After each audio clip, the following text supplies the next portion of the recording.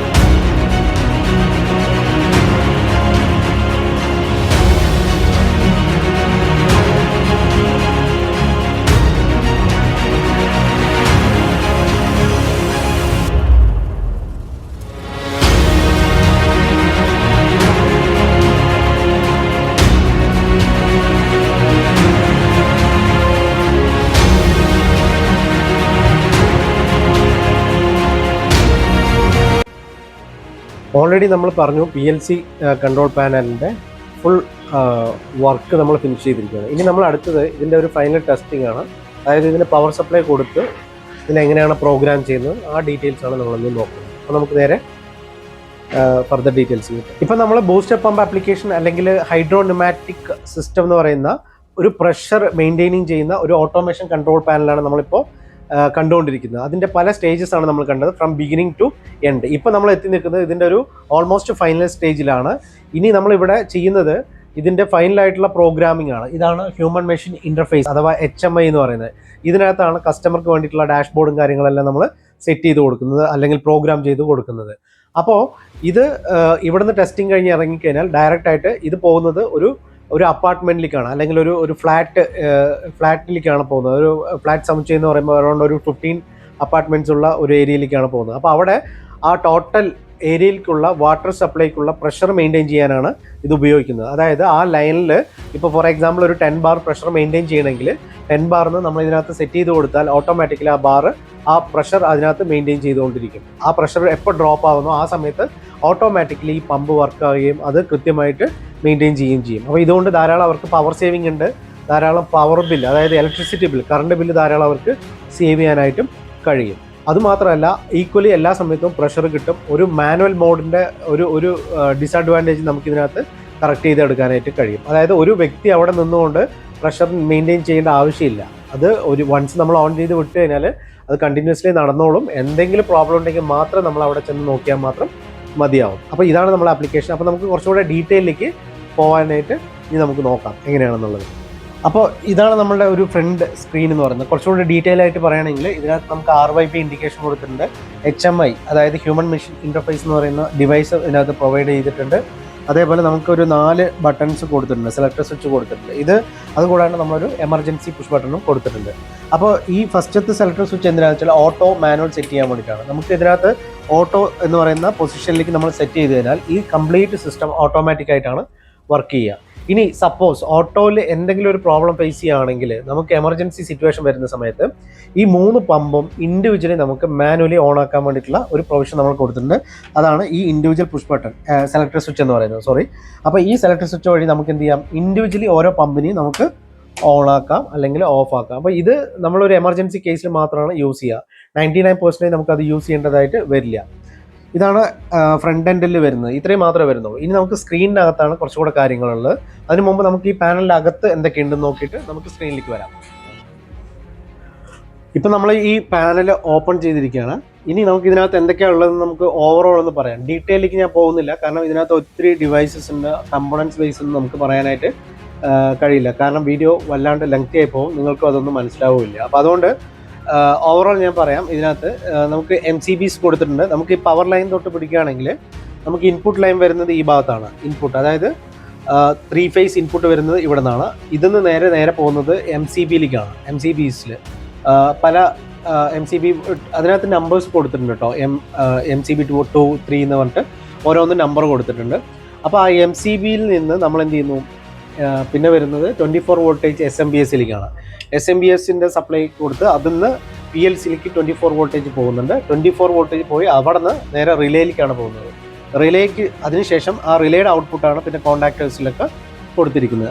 അതിനു മുമ്പ് ഈ പറയുന്ന ഇൻപുട്ട് നമ്മൾ VFDയിലേക്ക് സ്വാഭാവികമായിട്ടും ഇൻപുട്ട് ഫീഡ് ചെയ്തിട്ടുണ്ട്, ഔട്ട്പുട്ട് കോണ്ടാക്ടറിലേക്ക് ഫീഡ് ചെയ്തിട്ടുണ്ട്.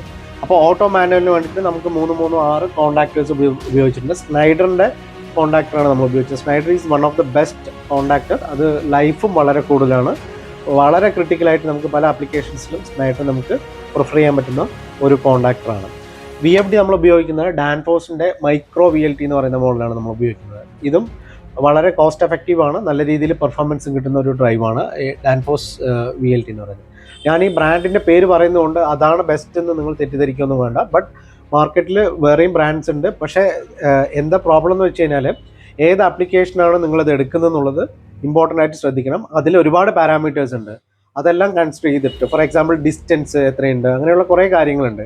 നിങ്ങളുടെ ആപ്ലിക്കേഷൻ എന്താണ്, അത് ഡീറ്റെയിൽ സ്റ്റഡി ചെയ്തിട്ടാണ് നമ്മളൊരു പ്രോഡക്റ്റ് സജസ്റ്റ് ചെയ്യുന്നത്. അപ്പോൾ നമ്മളെ സംബന്ധിച്ചിടത്തോളം നമ്മളൊരു പ്രോഡക്റ്റ് സജസ്റ്റ് ചെയ്യുന്ന സമയത്ത് അതിൻ്റെ എല്ലാ രീതിയിലുള്ള ടെക്നിക്കലും ക്രോസ് ചെക്ക് ചെയ്തതിന് ശേഷം മാത്രമായിരിക്കും നമ്മളൊരു പ്രോഡക്റ്റ് ഒരു കസ്റ്റമർക്ക് വേണ്ടിയിട്ട് നമ്മളൊരു പ്രോജക്റ്റിലേക്ക് തന്നെ വെക്കുക. അല്ലാതെ നമ്മളൊരു പ്രോഡക്റ്റ് സെല്ല് ചെയ്യാൻ വേണ്ടിയിട്ട്, നമ്മളൊരു പ്രോഡക്റ്റ് ഉണ്ട്, ആ പ്രോഡക്റ്റ് കസ്റ്റമർക്ക് സെല്ല് ചെയ്യാൻ വേണ്ടി മാത്രമായിട്ട് നമ്മളതിന് പിച്ച് ചെയ്യാറില്ല. അവർക്കത് നിർബന്ധമായിട്ട് അവർക്ക് അങ്ങനത്തെ ഒരു പ്രോഡക്റ്റ് ആവശ്യമാണോ, ബഡ്ജറ്റ് എത്രയാണുള്ളത്, അപ്പോൾ ആ ബഡ്ജറ്റിനും ഈക്വലൻ്റ് ആണെങ്കിൽ മാത്രമേ നമ്മളത് സജസ്റ്റ് ചെയ്യാറുള്ളൂ. അപ്പോൾ ബാക്കി കാര്യങ്ങളെന്ന് പറഞ്ഞാൽ ഇവിടെ ഡെൽറ്റയുടെ ആണ് PLC ഉപയോഗിച്ചിട്ടുള്ളത്. DVP-12SA2 എന്ന് പറയുന്നതാണ് PLC. അതുപോലെ അനലോഗ് ഇൻപുട്ടും ഉണ്ട്, അനലോഗ് ഔട്ട്പുട്ടും ഉണ്ട്. എന്തിനാന്ന് വെച്ചാൽ നമ്മൾ ഓൾറെഡി പ്രഷർ ട്രാൻസ്മിറ്റർ ഉപയോഗിക്കുന്നുണ്ട് ഫീൽഡിൽ. അതായത് ലൈനിൽ നിന്ന് വരുന്ന പ്രഷർ നമ്മൾ അവിടെ നിന്ന് മെഷർ ചെയ്തിട്ട് അതിന് 4 to 20 milliamps ആണ് നമുക്ക് PLCക്ക് ഇൻപുട്ടായിട്ട് വരുന്നത്. അതേപോലെ ഔട്ട്പുട്ട് നമ്മൾ എടുക്കുന്നുണ്ട്, അത് VFD കൺട്രോളിന് വേണ്ടിയിട്ട് നമ്മൾ ഉപയോഗിക്കുന്നുണ്ട്. അപ്പോൾ ഇതൊക്കെയാണ് ഇതിൻ്റെ ഓവറോൾ ആയിട്ട് നമുക്ക് പറയാനുള്ളത്. പിന്നെ അതേപോലെ സൈറ്റിൽ നിന്ന് വരുന്ന 2 ഇൻപുട്ട്, ഒന്ന് ഇതിൻ്റെ ഫ്ലോട്ടാണ്, ഫ്ലോട്ട് ലെവൽ, ടാങ്കിലെ ലെവൽ വെള്ളം ഉണ്ടെങ്കിൽ മാത്രമേ ഈ സിസ്റ്റം എല്ലാം വർക്ക് ചെയ്യുള്ളൂ. അപ്പോൾ അതിന് നമ്മൾ ഇൻ്റർലോക്ക് ചെയ്തിട്ടുണ്ട്. സപ്പോസ് ടാങ്കിനകത്ത് വെള്ളം ഇല്ലെങ്കിൽ അവിടെ നിന്ന് വരുന്ന സിഗ്നലിൽ ലോ ആണെങ്കിൽ ഓട്ടോമാറ്റിക്കലി ഈ പാനലൊന്നും വർക്ക് ചെയ്യത്തില്ല.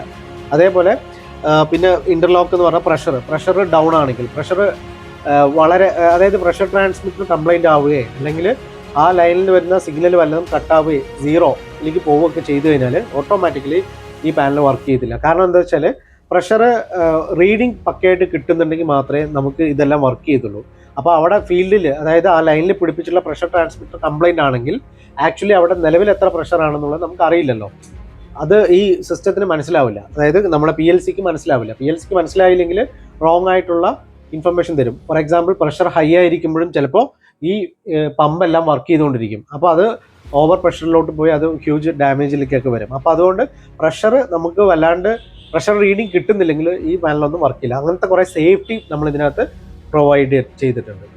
പിന്നെ നമ്മൾ ഓവറോൾ പാനൽ നോക്കുകയാണെങ്കിൽ നമ്മൾ ഫാബ്രിക്കേറ്റ് ചെയ്തിട്ടുള്ള പാനലും ഭയങ്കര തിക്നെസ് ഉള്ളതാണ്. അതുകൊണ്ട് തന്നെ നിങ്ങൾക്ക് നല്ല ലൈഫ് കിട്ടും. നമ്മൾ മാക്സിമം കേജ് കൂട്ടിയിട്ടാണ് ഇതിൻ്റെ ഫാബ്രിക്കേറ്റ് ചെയ്തത്. അതുകൊണ്ട് തന്നെ ഡോറെല്ലാം കുറച്ചുകൂടെ ഹെവിയാണ്. നിങ്ങൾക്ക് എത്ര എങ്ങനെ തന്നെ ഉപയോഗിച്ചാലും കുറച്ചുകൂടെ ടഫായിട്ട് ഉപയോഗിച്ചാൽ പോലും അത് കംപ്ലൈൻ്റ് ഒന്നും വരില്ല. അതേപോലെ ഇതിനകത്തുള്ളത് കൂളിംഗ് ഫാൻസ് നമ്മൾ പ്രൊവൈഡ് ചെയ്തിട്ടുണ്ട്, ഹീറ്റ് പുറത്തോട്ട് കളക്കാൻ വേണ്ടിയിട്ട്. കാരണം ഇലക്ട്രിക്കൽ എന്ന് പറയുമ്പോൾ അറിയാലോ, നമ്മൾ ഈ പറയുന്ന ഡിവൈസസ് വർക്ക് ചെയ്യുന്ന സമയത്ത് ഓട്ടോമാറ്റിക്കലി അവിടെ ഹീറ്റ് ജനറേറ്റ് ചെയ്യും. ആ ഹീറ്റ് ഇൻസൈഡിൽ കൂടുതൽ നിന്ന് കഴിഞ്ഞാൽ ഈ പറയുന്ന ഇലക്ട്രോണിക് ഡിവൈസാണ്, ഇത് കംപ്ലൈൻറ്റ് ആവാനുള്ള ചാൻസ് ഉണ്ട്. അപ്പോൾ അതുകൊണ്ട് നമ്മൾ എക്സോസ്റ്റ് ഫാനും ഇൻലെറ്റ് ഫാനും 2 സൈഡിലും പ്രൊവൈഡ് ചെയ്തിട്ടുണ്ട്. അതിൻ്റെ ഡസ്റ്റും ഫിൽറ്ററും നമ്മൾ പ്രൊവൈഡ് ചെയ്തിട്ടുണ്ട്. പിന്നെ വരുന്നത് ഇതിൻ്റെ ടെർമിനൽസ് ആണ്. ഇപ്പോൾ ഞങ്ങളെ സംബന്ധിച്ചിടത്തോളം നമ്മൾ ഒരു കസ്റ്റമർക്ക് ഒരു പാനൽ അല്ലെങ്കിൽ ഓട്ടോമേഷൻ പാനൽ കൊടുക്കുന്ന സമയത്ത് അവർക്ക് തന്നെ ഇത് വളരെ സിമ്പിളായിട്ട് റെഡി ടു ഇൻസ്റ്റാൾ എന്നുള്ള രീതിയിലാണ് നമ്മൾ പാനൽ നമ്മളുടെ മാനുഫാക്ചറിങ് യൂണിറ്റ് നമ്മൾ പുറത്ത് വിടുന്നത്. അപ്പോൾ അതുകൊണ്ട് തന്നെ ഈ കാണുന്ന ടെർമിനൽസിന് അവർക്ക് ജസ്റ്റ് വയർ ഇൻസേർട്ട് ചെയ്താൽ മാത്രം മതി. അതായത് അവർക്ക് വരുന്ന ഇൻപുട്ട് സപ്ലൈ ആണെങ്കിൽ അത് ഫീഡ് ചെയ്യുക, ഇനി ഇതിന്ന് പോകുന്ന പമ്പ്, അവർക്ക് എത്ര പമ്പ് ഉണ്ടോ ആ പമ്പിൻ്റെ ഔട്ട്പുട്ടാണ് ഇവിടെ കളർ കോഡ് സഹിതം കൊടുത്തിട്ടുണ്ട്, പേരും കൊടുത്തിട്ടുണ്ട്. പമ്പ് 1, പമ്പ് 2, പമ്പ് 3 എന്ന് പറഞ്ഞ പേര് കൊടുത്തിട്ടുണ്ട്. ബാക്കിയുള്ള എല്ലാത്തിൻ്റെയും കറക്റ്റായിട്ടുള്ള ഇൻഡിക്കേഷൻസ്, ഇൻഫോർമാറ്റിക്സ് പ്രൊവൈഡ് ചെയ്തിട്ടുണ്ട്. അപ്പോൾ അതുകൊണ്ട് തന്നെ എത്ര ഇൻഎക്സ്പീരിയൻസ്ഡ് ആയിട്ടുള്ള ആളാണെങ്കിലും വളരെ സിമ്പിളായിട്ട് ഇത് കണക്ട് ചെയ്യാവുന്നതേ ഉള്ളൂ. അപ്പോൾ ഇതാണ് പാനലിൻ്റെ അകത്തുള്ള വ്യൂ. നമ്മൾ പവർ ഓൺ ചെയ്തിരിക്കുകയാണ്, കംപ്ലീറ്റ് ലൈനിലാണ് കേട്ടോ. 3 ഫേസ് സപ്ലൈ കൊടുത്തിട്ടുണ്ട്, VFDs എല്ലാം ഓണാണ്, SMPS അതേപോലെ PLC എല്ലാം ലൈവാണ്. ഇപ്പോൾ നമുക്ക് ഇതിൻ്റെ സിമ്പിൾ ലോജിക്ക് ഞാൻ ഏറ്റവും സിമ്പിളായിട്ട് പറഞ്ഞുതരാം. ഇതിൻ്റെ ലോജിക്ക് എന്താ വെച്ചാൽ, ഇപ്പോൾ പ്രഷർ ലൈൻ ഉണ്ടെന്ന് വെച്ചോളൂ, ആ ലൈനിനകത്ത് 4 ബാർ പ്രഷർ നമ്മൾ സെറ്റ് ചെയ്തിട്ടുണ്ട്. ഓക്കെ, അപ്പോൾ 4 ബാർ പ്രഷർ ഇല്ലെങ്കിൽ, സപ്പോസ് ഒരു 3 ബാർ പ്രഷർ ആണെന്ന് വെച്ചോളൂ, അപ്പോൾ ആദ്യത്തെ VFD ഓൺ ആവും. എന്നിട്ട് ഒരു 15 സെക്കൻഡ് കഴിഞ്ഞാൽ അടുത്ത VFD ഓൺ ആവും. അത് കഴിഞ്ഞാൽ അടുത്ത 15 സെക്കൻഡ് കഴിഞ്ഞാൽ അടുത്ത VFD ഓൺ ആവും. 4 ബാർ പ്രഷർ എത്തുന്നതിന് മുമ്പ് അല്ലെങ്കിൽ എത്തിയില്ലെങ്കിൽ ഈ 3 എണ്ണം ഓൺ ആവും. എത്തിക്കഴിഞ്ഞാൽ കംപ്ലീറ്റ് ചെയ്ത് ഓഫ് ആവും. ഇപ്പോൾ നമ്മളിവിടെ ആ പ്രഷർ ട്രാൻസ്മിറ്ററിൻ്റെ ഇൻപുട്ട് നമ്മളിവിടെ ജസ്റ്റ് ഫോഴ്സ് ചെയ്തിരിക്കുകയാണ്. അതായത് 4 to 20 മില്ലി ആംസ് നമ്മളിവിടെ ഫീഡ് ചെയ്തിരിക്കുകയാണ്. അപ്പോൾ 10.4 മില്ലി ആംസ് കൊടുത്തു കഴിഞ്ഞാൽ 4 ബാർ എത്തും. 4 ബാർ അച്ചീവ് ആയിട്ട് ഇപ്പോൾ ഈ VFDs എല്ലാം ഓഫായിട്ട് നിൽക്കുകയാണ്. അതായത് പമ്പുകൾ ഏതും ഓൺ ആവുന്നില്ല, ബൂസ്റ്റർ പമ്പ് ഏതും വർക്ക് ചെയ്യുന്നില്ല, പ്രഷർ ആവശ്യത്തിന് ലൈനിലുണ്ട്. ഇതാണ് ഇപ്പോഴത്തെ സിറ്റുവേഷൻ. ഇനി നമ്മൾ എന്ത് ചെയ്യുന്നു, പ്രഷർ അല്പം കുറയ്ക്കുന്നു, സ്ലോ ഡൗൺ ചെയ്യുന്നു. ഞാനിപ്പോൾ ഒരു 8 ബാർ പ്രഷറിലേക്ക് കൊണ്ടുവരാം. ഓക്കെ, അപ്പോൾ ആദ്യത്തെ VFD ഇപ്പോൾ ഓൺ ആവും. നമ്മൾ നോക്കിയാൽ ഫസ്റ്റത്തെ VFD ഓൺ ആവും. അതായത് ഈ VFD ഓൺ ആയിട്ടുണ്ട്, കണ്ടോ, ഇത് മാസ്റ്ററാണ്. അപ്പോൾ ഇത് 35 ഹെർട്സിൽ വർക്ക് ചെയ്യുന്നുണ്ട്. അടുത്തത് രണ്ടാമത്തെ VFD ഇത് ഓണായി, 2 ഓണായി. നിങ്ങൾക്കൊരു സൗണ്ട് കേൾക്കുന്നുണ്ട്, അത് കോൺടാക്ട് ഓൺ ആവുന്നതാണ്.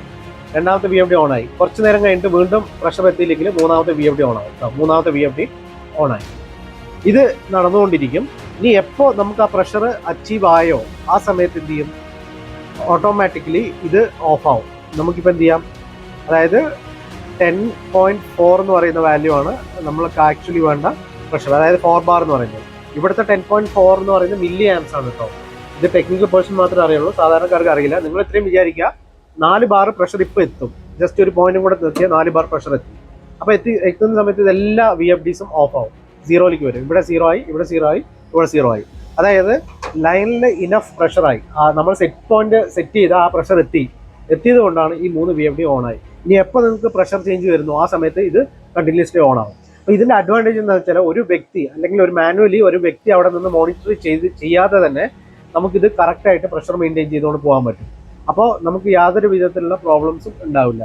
ഇനി അഥവാ എന്തെങ്കിലും പ്രോബ്ലം ഉണ്ടെങ്കിൽ ഇതിനകത്തൊക്കെ അലാറംസ് ഉണ്ട്, നമുക്ക് ആവശ്യമുള്ള ആൾക്കാർക്ക് അതിൻ്റെ അലാറംസ് എത്തിക്കാം. ഇനിയിപ്പോൾ ഈ ഫീഡ്ബാക്ക് നിങ്ങൾ കുറച്ച് ഡിസ്റ്റൻസ് സ്ഥലത്താണ് ഇരിക്കുന്നതെങ്കിൽ നമുക്കതിൻ്റെ നിങ്ങളുടെ മൊബൈലിലോ അല്ലെങ്കിൽ ലാപ്ടോപ്പിലോ ഒക്കെ നമുക്ക് കാണിക്കാനുള്ള സംവിധാനങ്ങൾ ഇപ്പോൾ ഉണ്ട്. അത് നമുക്ക് പോസിബിൾ ആണ്. ഇനി ഇതല്ല, നിങ്ങൾക്കിപ്പോൾ ഇപ്പോൾ അമേരിക്കയിൽ നിന്ന് കൊണ്ടുപോകണമെങ്കിൽ ഈ പാനലിനെ കൺട്രോൾ ചെയ്യാം. അപ്പോൾ അങ്ങനത്തുള്ള ഫെസിലിറ്റീസും ഇതിനകത്ത് ഇൻകോർപ്പറേറ്റ് ചെയ്യാനായിട്ട് സാധിക്കും. ഇപ്പോൾ നമ്മൾ ജസ്റ്റ് പവർ ഓൺ ചെയ്തിട്ടുണ്ട്. ഇനി നമുക്ക് ഇതിൻ്റെ സ്ക്രീന് തെളിഞ്ഞു വരും, അതായത് HMIയിലെ സ്ക്രീൻ വരും. അതിനുശേഷം നമുക്കിതിൻ്റെ സ്ക്രീനിൽ കസ്റ്റമർക്ക് എന്തൊക്കെയാണ് ആവശ്യമുള്ളത് അതിനനുസരിച്ച് നമുക്ക് അതിൻ്റെ ഒരു യൂസർ ഫ്രണ്ട്ലി ആയിട്ടുള്ള ഒരു ഡാഷ്ബോർഡ് പ്രൊവൈഡ് ചെയ്തിട്ടുണ്ട്. അത് നമുക്ക് നോക്കാം എന്താണെന്നുള്ളത്. ഇപ്പോൾ ഇതാണ് നമ്മുടെ HMIൻ്റെ സ്ക്രീൻ എന്ന് പറയുന്നത്. ഇതിനകത്ത് ടോട്ടൽ നമുക്കറിയാം ഹെഡിങ് കൊടുക്കുന്നു, booster pump system control centre എന്ന് പറഞ്ഞിട്ടുള്ള ഹെഡിങ് ഉണ്ട്. അതായത് 3 പമ്പ് നമ്മളിവിടെ മെൻഷൻ ചെയ്തിട്ടുണ്ട്, അതേപോലെ അതിൻ്റെ ഇൻഡിക്കേഷൻസ്. പിന്നെ എക്സിസ്റ്റിംഗിൽ ആ ലൈനിൽ എത്രയാണ് പ്രഷർ ഉണ്ട് അതറിയാൻ വേണ്ടിയിട്ട് നമ്മളിവിടെ പ്രഷർ ഇൻഡിക്കേഷൻ കൊടുത്തിട്ടുണ്ട്.